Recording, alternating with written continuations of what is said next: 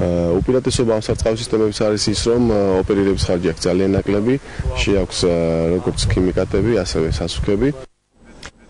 ზესტაფონში თანამედროვე სტანდარტების შესაბამისი სპორტის სასახლე შენდება. სასახლის დარბაზი 500 მაყურებელზე იქნება გათვლილი, რომელიც კალათბურთის, ფრენბურთის, კრევის და ჭიდაობის შეჯიბრებებს უმასპინძლებს.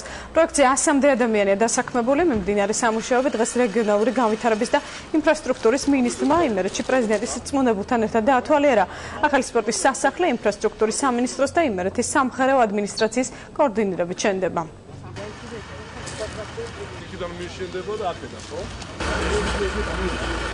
ეს საკმაოდ მნიშვნელოვანი მშენებლობა არის ეს, მე სპორტის სასახლეს გულისხმობ, რომელიც ევროსტანდარტებით აშენდება. გადაწყვეტილება მივიღეთ ჩვენ და უკვე სექტემბრისთვის 500 კაცზე სპორტის სასახლე იქნება მზად. ეს ჩვენ ძალიან მნიშვნელოვანია, მნიშვნელოვანი ისაც რომ ადგილობრივი კომპანია, რომელიც მშენებლობით არის დაკავებული და შესაბამისად ადგილობრივები დასაქმდებიან იმ მშენებლობით, რომელიც საბოლოო ჯამში რეგიონს აუცილებლად წაადგება. მოსახლეობის თხოვნა უნდა იყოს ის, რომ ზესტაფონში სპორტის სასახლე გავუკეთებინა, იმიტომ რომ ამ რაიონში არ იყო სპორტული დარბაზი და ბავშვებს, რომლებიც ვერ ვარჯიშობდნენ სათავადო პირობებში, სჭირდებოდათ ასეთი სახის სპორტის სასახლე. აქ მუშაობს ადგილობრივი კომპანია და დასაქმებულია ადგილობრივი კადრები თავიდან ბოლომდე.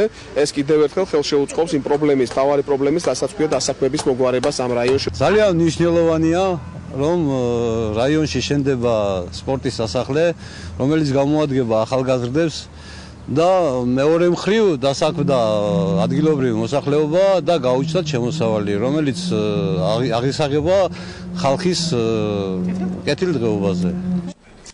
რუსთავის ხანდაზ